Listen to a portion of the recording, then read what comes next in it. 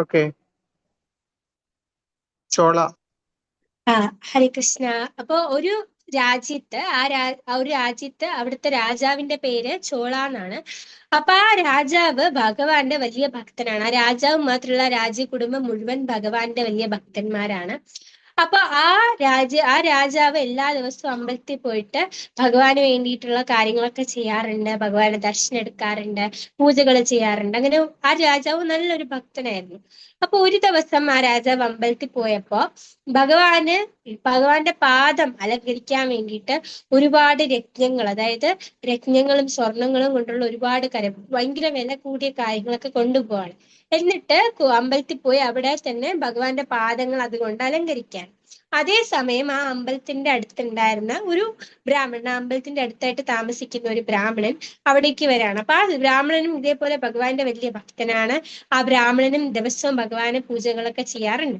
അപ്പൊ ആ ബ്രാഹ്മണൻ വരുന്ന സമയത്ത് ഒരു കയ്യിൽ കുറച്ച് വെള്ളം, അതേപോലെ തന്നെ കുറച്ച് തുളസി ഇല, പിന്നെ കുറച്ച് മഞ്ചാടി, ഇതൊക്കെ കൊണ്ടാണ് ബ്രാഹ്മണൻ വരുന്നത്. അപ്പൊ ബ്രാഹ്മണൻ വന്നിട്ട്, ആ ബ്രാഹ്മണനായതുകൊണ്ട് അദ്ദേഹത്തിന് അകത്ത് കയറാൻ പറ്റും. അപ്പൊ അദ്ദേഹം വന്ന് അകത്ത് കയറി ഭഗവാന്റെ പാദത്തിൽ, അപ്പൊ ഈ സ്വർണവും രത്നവും ഒക്കെ ഭഗവാന്റെ പാദത്തിൽ അലങ്കരിച്ചിട്ടുണ്ട്. അതിന്റെ പുറത്തുകൂടെ കുറച്ച് തുളസി ഇലയൊക്കെ വെച്ച് വെള്ളമൊക്കെ ഒഴിച്ച് വെക്കുകയാണ്. അപ്പൊ ഈ രാജാവ് ബാക്കിയുള്ള അമ്പലത്തിന്റെ ചുറ്റുമൊക്കെ പ്രദക്ഷിണം ചെയ്തിട്ട് വന്ന് ഭഗവാനെ നോക്കിയപ്പോ ഭഗവാന്റെ കാലില് ഈ സ്വർണത്തിന്റെ മുകളിൽ തുളസി ഇല. അപ്പൊ രാജാവ് ഇത്രയും വില കൂടിയ സാധനം വെച്ചിട്ട് അതിന്റെ മുകളിൽ തുളസി ഇല കിടക്കുമ്പോ രാജാവിന് ദേഷ്യം വന്നു. അപ്പൊ രാജാവ് ഈ ബ്രാഹ്മണന്റെ അടുത്ത് ചോദിച്ചു, നിങ്ങൾക്ക് ഭക്തി എന്താണെന്നറിയോ? നിങ്ങൾക്ക് ഒരു ഭക്തന്റെ കടമ എന്താണെന്നറിയോ? അല്ലെങ്കിൽ ഭഗവാന്റെ സേവിക്കുന്നത് എങ്ങനെയാണെന്ന് അറിയോ എന്നൊക്കെ ഈ രാജാവ് ഈ ബ്രാഹ്മണനോട് ദേഷ്യപ്പെടാൻ തുടങ്ങി.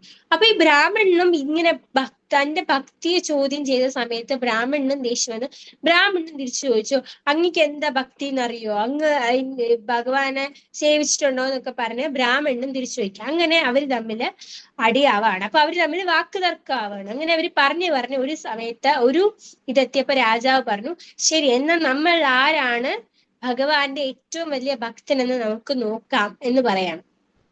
അപ്പൊ ഈ ഇദ്ദേഹം പറയാണ്, ശരി, എന്നാൽ നമുക്ക് നോക്കാം എന്ന് പറഞ്ഞ് ഇങ്ങനെ ഒരു എന്താ പറയാ, ഒരു ചലഞ്ച് പോലെ ഇവർ വെക്കുകയാണ്. അപ്പൊ രണ്ടുപേരും അത് ആരാണ് ഏറ്റവും വലിയ ഭക്തൻ എന്ന് പറഞ്ഞ് കാണിക്കാൻ വേണ്ടിയിട്ട് പോവാണ്. അപ്പൊ ഈ രാജാവ് പോയ ഉടനെ എന്ത് ചെയ്തു, ആ ആ എന്താ പറയാ, ആ ലോകത്ത് തന്നെയുള്ള ഏറ്റവും നല്ല സന്യാസിമാരെ, അതായത് പൂജയൊക്കെ ചെയ്യുന്ന സന്യാസിമാരെ വിളിപ്പിച്ചു. തപസ്സൊക്കെ ചെയ്ത് ഏറ്റവും നന്നായിട്ടുള്ള സന്യാസിമാരെ വിളിപ്പിക്കാൻ. എന്നിട്ട് ആ രാജ്യം മുഴുവൻ തന്നെ ഒരു വലിയ എന്താ പറയുക, ഒരു ഉത്സവം പോലെ നടത്തി രാജകൊട്ടാരത്തിൽ വലിയൊരു യജ്ഞം നടത്താണ്. ഭഗവാന്റെ തന്നെ വലിയൊരു യജ്ഞം നടക്കുകയാണ്. അപ്പൊ യജ്ഞത്തിൽ പങ്കെടുക്കാൻ വേണ്ടിയിട്ട് ലോകമെമ്പാടുമുള്ള സന്യാസിമാര് വരാണ്. മാത്രമല്ല, അവർക്കെല്ലാവർക്കും അവരുടെ ഇതിനനുസരിച്ചുള്ള സ്വർണവും കാര്യങ്ങളും കൊടുക്കുകയാണ്. പിന്നെ അവിടെ ഒരു നദിയുണ്ട്. ഈ യജ്ഞത്തിന്റെ കാര്യങ്ങളെല്ലാം ആ നദിയിലോട്ടാണ് ഒഴുക്കി വിടുന്നത്. അപ്പൊ ആ നദി മുഴുവൻ സ്വർണം കൊണ്ട് ഒഴുകുകയാണ്. അപ്പൊ അവിടെയുള്ള ആൾക്കാരെല്ലാം ഈ സ്വർണം കൊണ്ടുപോവാണ്. അങ്ങനെ എല്ലാവർക്കും, അവിടെയുള്ള രാജ്യത്തുള്ള എല്ലാവർക്കും മാത്രമല്ല, അവിടെ വന്ന സന്യാസിമാർക്കൊക്കെ ഭയങ്കര സന്തോഷമാവാണ്. അവരെല്ലാം രാജാവിനെ അനുഗ്രഹിക്കുകയാണ്.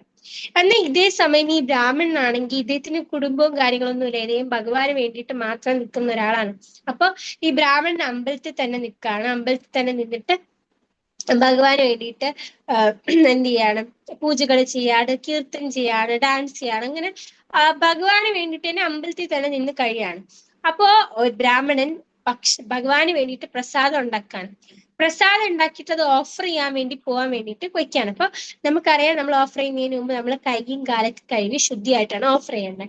അപ്പൊ ഈ ബ്രാഹ്മണൻ എന്ത് ചെയ്തു, പ്രസാദം ഉണ്ടാക്കി വെച്ചിട്ട് കൈ കഴുകാൻ വേണ്ടിയിട്ട് പോകുന്ന സമയം നോക്കിയപ്പോ പ്രസാദം കാണുന്നില്ല. സോ ഭഗവാന് വേണ്ടി പ്രസാദം ഉണ്ടാക്കി വെക്കുകയാണ്. എന്നിട്ട് കൈയിടാൻ പോയി പ്രസാദം. പിന്നെയും ഒന്നേന്ന് പ്രസാദം ഉണ്ടാക്കാനുള്ള സാധനങ്ങളൊന്നും ഇദ്ദേഹത്തിന്റെ കയ്യിലില്ല. അപ്പൊ അതുകൊണ്ട് ഇദ്ദേഹം അന്ന് ഭഗവാന് കൊടുക്കാൻ പറ്റാത്തതുകൊണ്ട് ഇദ്ദേഹം എന്ത് ചെയ്യാണ്, അന്ന് ഏകാദശി പോലെ വ്രതം എടുക്കാണ്. ഇദ്ദേഹം ഒന്നും കഴിച്ചില്ല. അടുത്ത ദിവസം ഇതേപോലെ ഇദ്ദേഹം എന്ത് ചെയ്യാണ്, വീണ്ടും പ്രസാദം ഉണ്ടാക്കാണ്. പക്ഷെ ഇതേപോലെ കൈ കഴുകി വരുമ്പോ കാണുന്നില്ല, പ്രസാദം കാണുന്നില്ല. അപ്പൊ അദ്ദേഹം അന്നും എന്താ പറയാണ്, ഒന്നും കഴിച്ചില്ല. ഭഗവാന് ഒന്നും കൊടുക്കാൻ പറ്റില്ലല്ലോ, അപ്പൊ അദ്ദേഹവും ഒന്നും കഴിച്ചില്ല.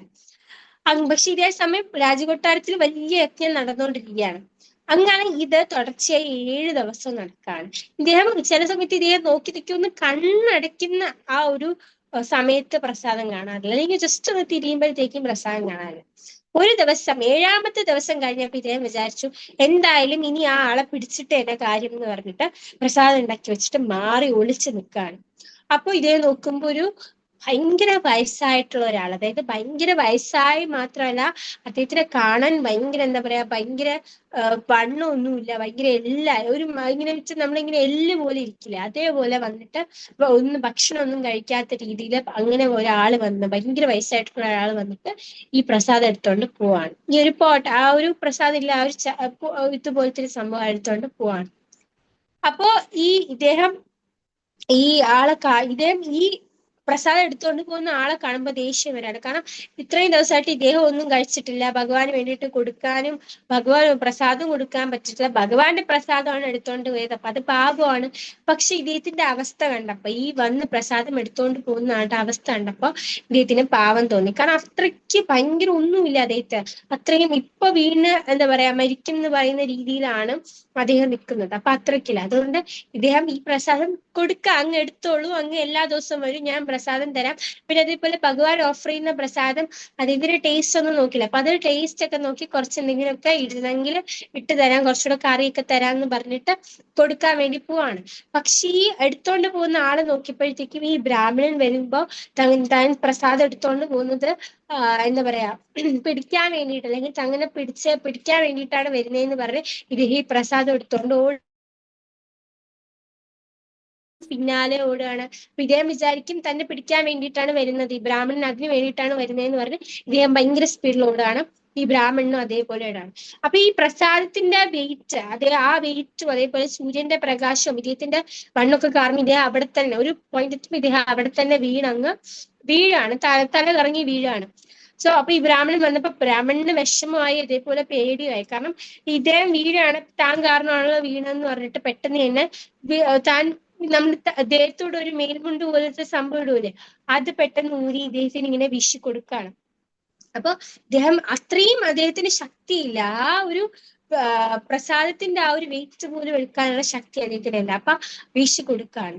അപ്പൊ ഇതിങ്ങനെ വീശിയിട്ട് ഇദ്ദേഹം ഇങ്ങനെ മുകളിലോട്ട് നോക്കി, പിന്നെ അതിനുശേഷം വീണ്ടും വീശുമ്പോ ആ അതായത് അവിടെ പ്രസാദം എടുത്തോണ്ട് പോയ ആളിന് പകരം ഭഗവാനാണ് കിടക്കുന്നത്. അപ്പൊ ആദ്യം അദ്ദേഹം വിചാരിച്ചു താൻ സ്വന്തമായിട്ട് കാര്യങ്ങൾ കാണാൻ തുടങ്ങി എന്ന് വിചാരിക്കാണ്. പക്ഷെ ശരിക്കും ആ ആളിന് പകരം ആരാണ് കിടന്നത്? ഭഗവാനാണ് കിടക്കുന്നത്. അപ്പൊ അവിടെ ആ പ്രസാദം എടുക്കാൻ വേണ്ടിയിട്ട് വന്നത് ആരായിരുന്നു? ഭഗവാനായിരുന്നു. അപ്പൊ ഈ ഭഗവാനെ കണ്ടുടനെ ഇദ്ദേഹം പെട്ടെന്ന് എണീറ്റ് ഭഗവാന് വേണ്ടി നമസ്കരിക്കുകയൊക്കെ ചെയ്യാണ്.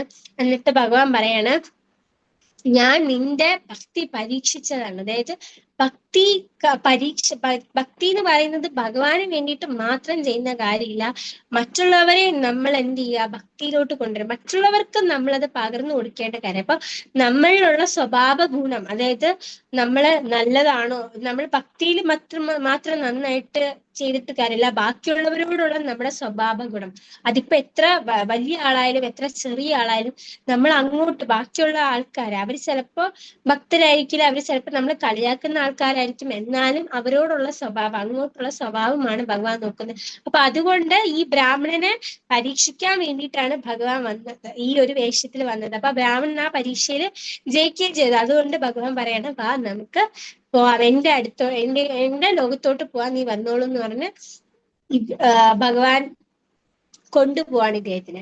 അപ്പൊ ഈ പോകുന്ന സമയത്ത് ഇവര് പോകുന്ന സമയത്ത്, ഈ ബ്രാഹ്മണൻ പോകുന്ന സമയത്ത് ഈ കൊട്ടാരം വഴിയാണ് പോകുന്നത്. അപ്പൊ അവിടെ ഭയങ്കര വലിയ യജ്ഞമൊക്കെ നടക്കുകയാണ്, ഭയങ്കര സ്വർണ്ണമൊക്കെ അവിടെ നിന്ന് കാണാം, അത്രയ്ക്ക് സ്വർണ്ണങ്ങൾ കൊണ്ടിട്ടാണ് അവിടെ ഫുൾ അലങ്കരിച്ചിരിക്കുന്നത്.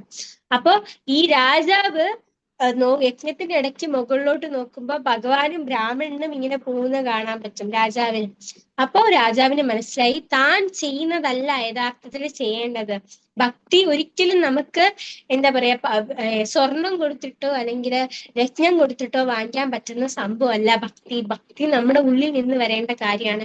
അത് ഭഗവാന്റെ അടുത്തേക്ക് പോകേണ്ട കാര്യമാണെന്ന് മനസ്സിലാവാണ്. അപ്പൊ ആ ബ്രാഹ്മണൻ ആ ഒരു ബ്രാഹ്മണൻ തന്നെ ജയിക്കുകയാണ്.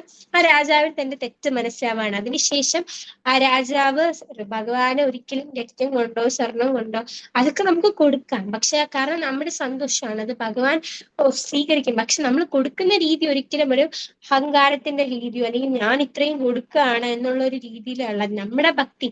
ആ കൊടുക്കുന്ന രത്നമായാലും സ്വർണ്ണയായാലും പൈസയായാലും അത് ഒരു തുളസി ഇല കൊടുക്കുന്നതിന് സമമാണ്. ഒരു തുളസി ഇല നമ്മൾ ഭക്തിയോട് കൊടുക്കുന്നതിന് സമമാണ്. ആ രീതിയിൽ വേണം നമ്മൾ കൊടുക്കാൻ. മാത്രമല്ല നമ്മൾ ഭക്തി ചെയ്യുമ്പോൾ മറ്റുള്ളവരോടുള്ള സ്വഭാവം ഓട്ടോമാറ്റിക്കലി, ഭക്തിയുള്ള ആൾക്കാർക്ക് ഓട്ടോമാറ്റിക്കലി സ്വഭാവം എന്തായിട്ട് മാറും? നല്ലതായിട്ട് മാറും. അപ്പൊ മറ്റുള്ളവരോടുള്ള നമ്മുടെ പെരുമാറ്റവും എങ്ങനെയായിരിക്കണം എന്ന് നമ്മൾ പറയും. ഇപ്പൊ ഇവിടെ രാജാവ് പറയാണ്, ഞാൻ ഇത്രയും വലിയ ഭക്തനായിട്ട്, എന്റെ കുടുംബം മുഴുവൻ ഇത്രയും വലിയ ഭക്തനായിട്ടും അല്ലെങ്കിൽ ഇത്രയും വലിയ സ്വർണവും കാര്യങ്ങളൊക്കെ കൊണ്ട് വിലമതിക്കാനാവാത്ത അത്രയും ഇത് കൊണ്ട് ഭഗവാനെ അലങ്കരിച്ചിട്ടും ഭഗവാന്റെ ആ ഒരു ഭക്തി കാരണം അല്ലെങ്കിൽ ആ ഒരു കാരുണ്യം കിട്ടിയത് ആ ബ്രാഹ്മണനാണ്. കാരണം ആ ബ്രാഹ്മണന്റെ ഭക്തി എന്റെ സ്വർണത്തിന്റെ ഇതില് ഒന്നുമല്ല, അല്ലെങ്കിൽ ആ ബ്രാഹ്മണന്റെ ഭക്തിയാണ് എന്റെ സ്വർണത്തിനേക്കാളും എത്രയോ എത്രയോ വലുത് എന്ന് മനസ്സിലാക്കും ആ രാജാവ് പറയണം. നമ്മളും ഭഗവാനോടുള്ള ഭക്തി അങ്ങനെയായിരിക്കണം. ഇനി അടുത്ത കഥ കുരുക്ഷേത്രത്തെ പറ്റിയാണ്. അതായത് ഒരു ചന്ദ്രവംശം, അതായത് ചന്ദ്രവംശത്തിൽ ജനിച്ച രാജാവാണ് റിക്ഷ എന്ന് പറയുന്ന രാജാവ്.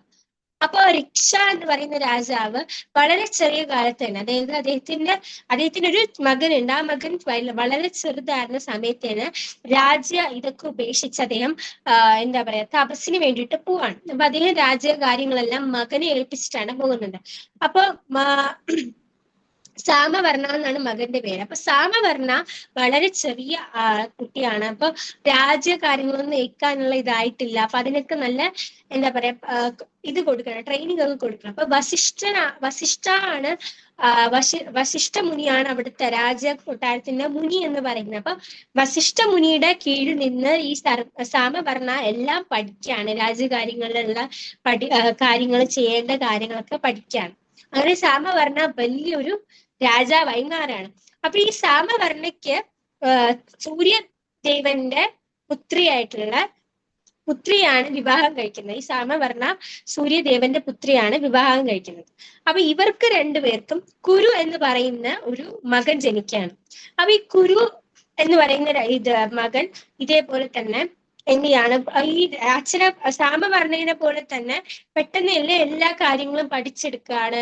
അതായത് ഒരു ക്ഷത്രിയൻ എന്ന രീതിയിൽ നമ്മൾ ഒരുപാട് കാര്യങ്ങൾ, ഇപ്പൊ വേദങ്ങളല്ലാതെ നമ്മുടെ ആയുധത്തിന്റെ ഇതും കാര്യങ്ങളൊക്കെ പഠിക്കാനുണ്ട്. അങ്ങനെ എല്ലാ കാര്യങ്ങളും ഈ കുരു പഠിച്ചെടുക്കുകയാണ്.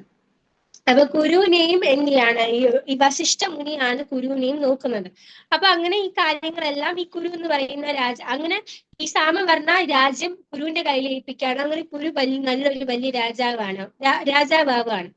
അപ്പൊ ഈ കുരുവിനെ പക്ഷെ ഒരു ആഗ്രഹം, താൻ ഇങ്ങനെ നിൽക്കേണ്ടല്ല, തന്നെ എല്ലാവരും അറിയണം, താൻ അത്രയും ഒരു എന്താ പറയാ എല്ലാവരും അറിയത്തക്ക രീതിയിൽ ഭയങ്കര ഫേമസ് ആവണം. ആ ഒരു രീതിയിലാണ് കുരു ചിന്തിച്ചത്. അപ്പൊ കുരുവിന് താൻ എത്രയും ഫേമസ് ആവണം എന്ന് പറഞ്ഞ് സമന്ത പഞ്ചക എന്ന് പറയുന്ന സ്ഥലത്ത്, അതായത് ഇപ്പോഴത്തെ കുരുക്ഷേത്രം സമന്ത പഞ്ചകയിലാണ്.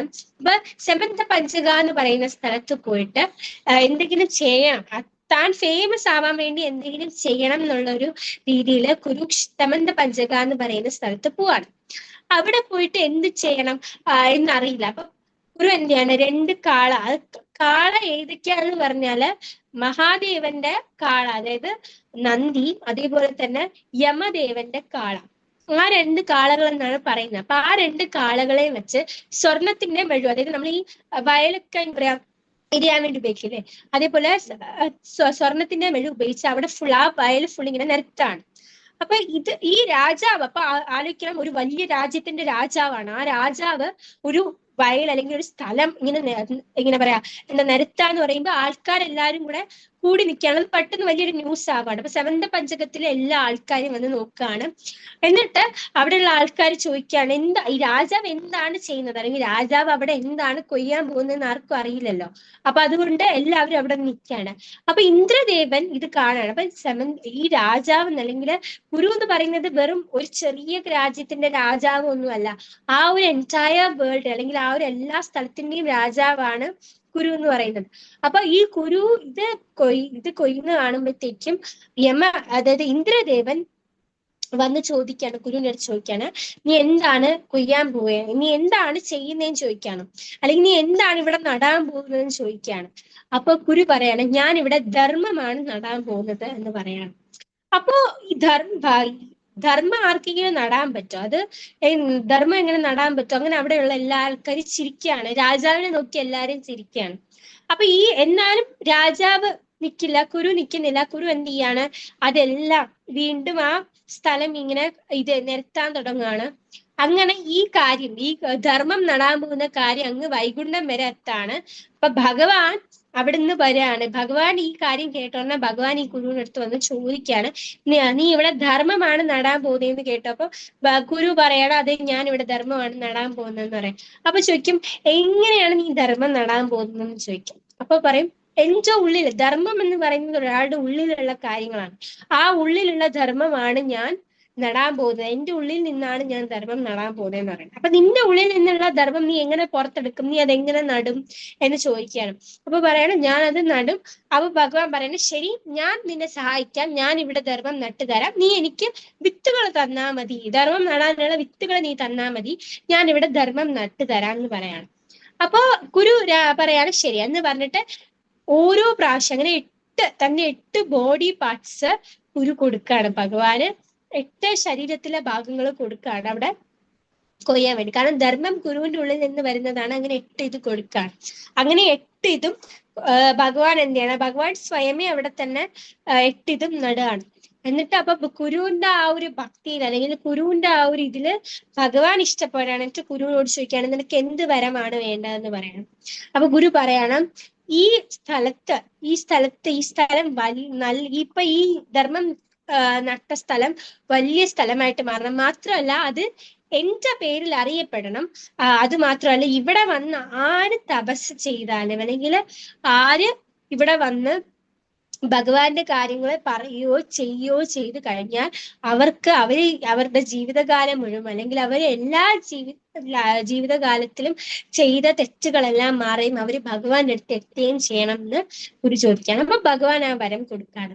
അതിന് ശേഷമാണ് സമന്ത പഞ്ചകം എന്ന് പറയുന്ന സ്ഥലം കുരുക്ഷേത്ര, അതായത് കുരുക്ഷേത്ര എന്ന് പറഞ്ഞാൽ അവിടെ നട്ട്, അല്ലെങ്കിൽ ഇത് ചെയ്ത സ്ഥലം എന്ന് പറഞ്ഞ കുരുക്ഷേത്ര എന്നറിയപ്പെടുന്നത്. അവിടേക്കാണ് പിന്നീട് പാണ്ഡവര് വരെയും മഹാഭാരത യുദ്ധം സംഭവിക്കുകയും ചെയ്യുന്നത്. അപ്പം ആ ധർമ്മം എന്താ പറയാ നട്ട സ്ഥലം, അല്ലെങ്കിൽ ഭഗവാൻ തന്നെ സ്വന്തമായിട്ട് വന്ന് ഗുരുവിന്റെ ഉള്ളിൽ നിന്നുണ്ടായിരുന്ന ധർമ്മം നട്ട സ്ഥലമായതുകൊണ്ടാണ് അവിടെ കുരുക്ഷേത്ര എന്ന് പറയുന്നത്. അപ്പൊ ഇന്നും കുരുക്ഷേത്രത്തിൽ നമ്മൾ പോയിട്ട് അവിടെ പോയി നമ്മൾ ഭഗവാന്റെ കാര്യങ്ങൾ ചെയ്യുക, അല്ലെങ്കിൽ നമ്മളെ കൊണ്ട് തപസ്സൊന്നും ചെയ്യാൻ പറ്റില്ല, പക്ഷെ നമ്മൾ ഒരു റൗണ്ട് ജപിക്കുക, അല്ലെങ്കിൽ 16 മാല ജപിച്ചു കഴിഞ്ഞാൽ നമ്മുടെ ജീവിതകാലം മുഴുവൻ ചെയ്തു കഴിഞ്ഞ തെറ്റുകളും കാര്യങ്ങളും പോവുകയും നമ്മൾ ഉറപ്പായിട്ടും ഭഗവാന്റെ അടുത്ത് എത്തുകയും ചെയ്യും.